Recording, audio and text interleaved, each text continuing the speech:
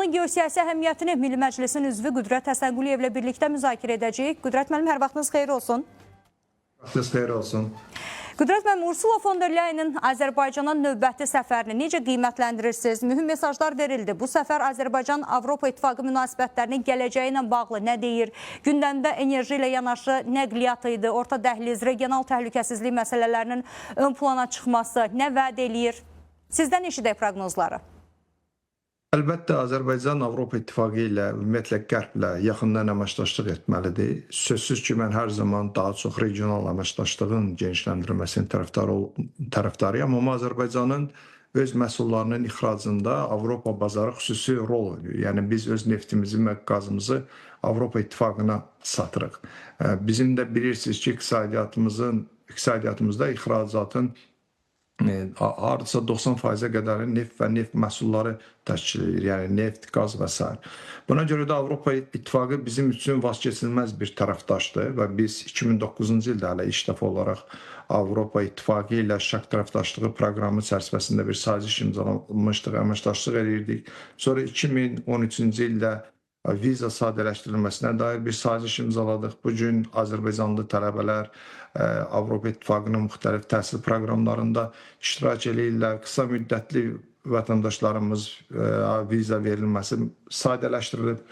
Bundan başqa 2022-ci ilin 18 iyulunda artıq təqribən 4 il vaxt keçir. Elə Ursula von der Leyen'lə cənab prezident İlham Əliyevin arasında bir enerji sahəsində strateji tərəfdaşlığa dair memorandum imzalamışdı. Düzdür, bu beynəlxalq müqavilə deyil, saziş deyildi, amma bir siyasi niyyət idi ki, biz hansı sahələrdə əməkdaşlığı inkişaf elətdirəcəyik, dərinləşdirəcəyik. O zaman Azərbaycan özlərinə öhdəlik götürmüşdü ki, 2027-ci ilə qədər Avropaya qaz hasilatını artırsın. O cümlədən də bərpa olunan enerji istiqamətində əməkdaşlıq genişləndirilsin. Yəni, bugün də bu qeyd olunmuşdur ki, Xəzər dənizində Azərbaycanın çox böyük potensialı var ki, külək enerjisindən istifadə edəsin, günəş enerjisindən istifadə edəsin.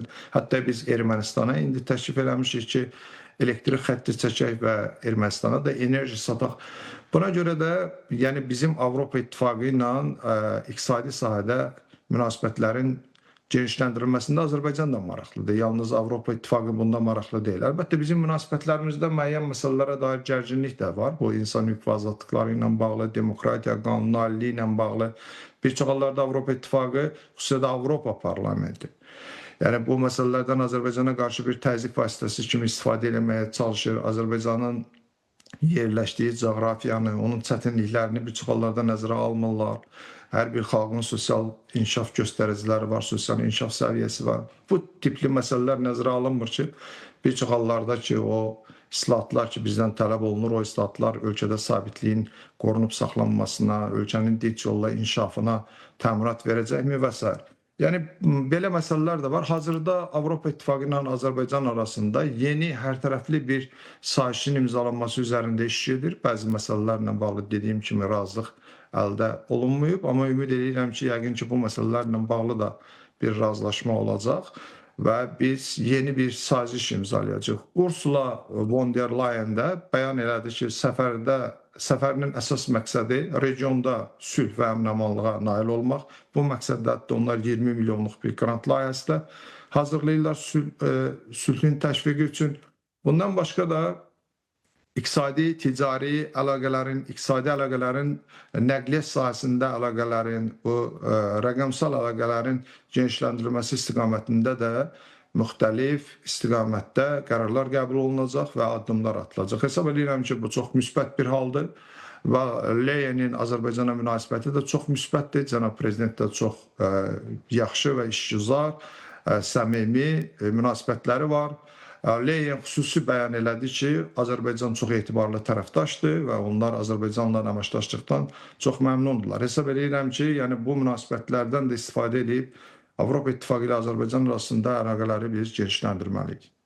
Qüdrət müəllim, dediyimiz kimi Ursula von der Leyen'in səfəri Azərbaycandan sonra Ermənistanadır. Leyenin bu Ermənistana səfər etməsi və bunun fonunda Avropa İttifaqının regional fəallığının ümumiyyətlə regionda artması Rusiya tərəfindən necə qarşılanacaq sizcə? Moskva onsuz da Ermənistan qarşısında bir seçim qoyur ki, ya biz, ya Avropa deyir.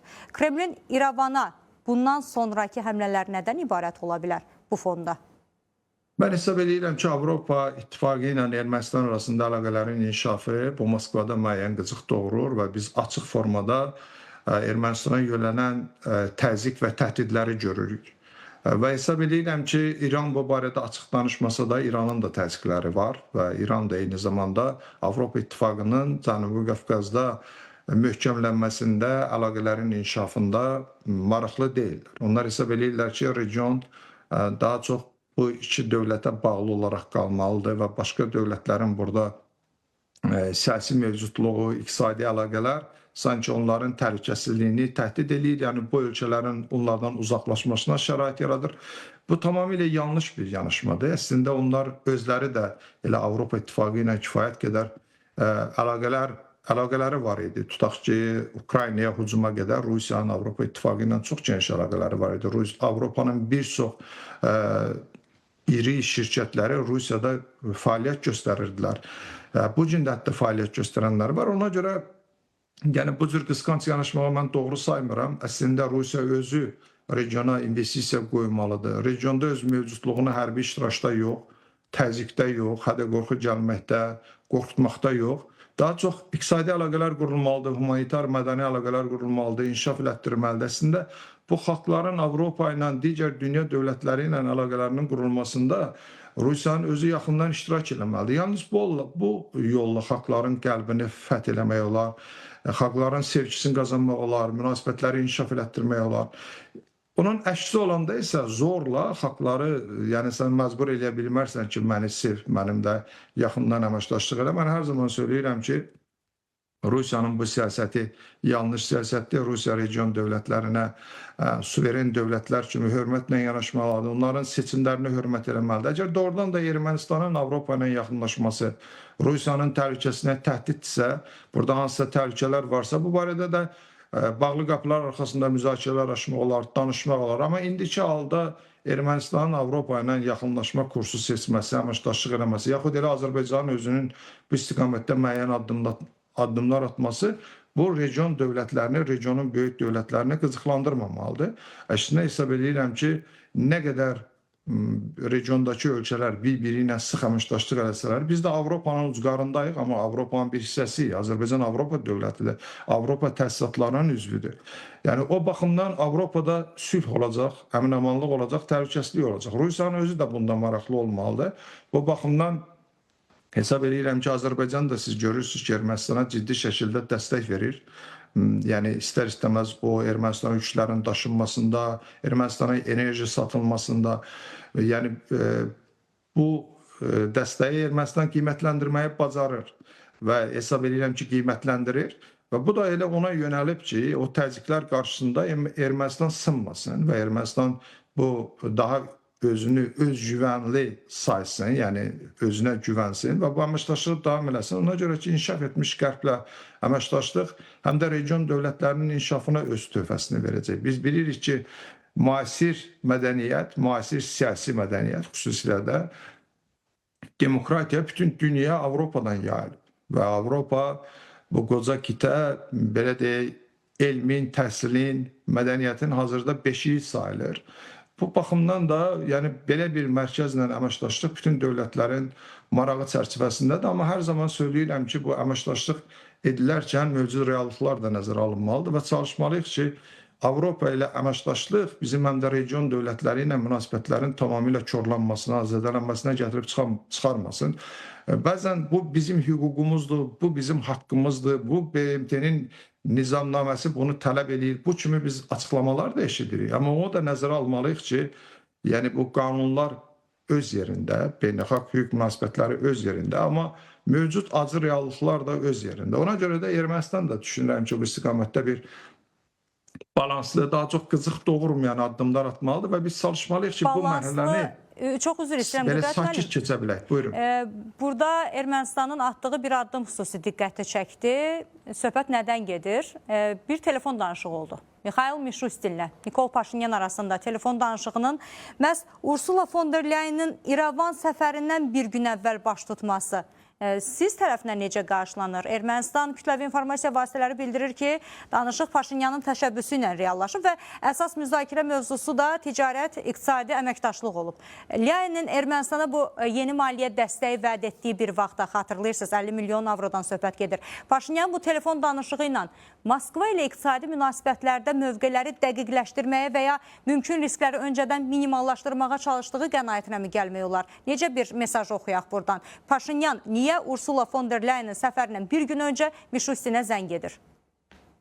Siz bu məsələdə tam haqlısınız. Mən də eyni cür düşünürəm. Hesab edirəm ki, məqsəd ondan ibarətdir ki, Paşinyan çalışır ki, Rusiyanın bu qaba güc tətbiqindən hansısa formada yayınsın.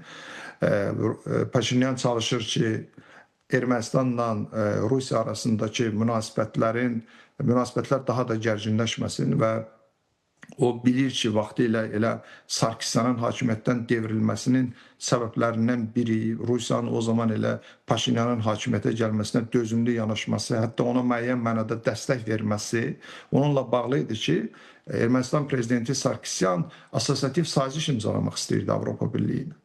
Məhz bundan sonra elə artıq Rusiyanın o dəstəyini, siyasi dəstəyini itirdi və hakimiyyətdən devrildi. Paşinyan bunu çox gözəl bilir və özü də bilir ki, o hakimiyyətə necə gəlib.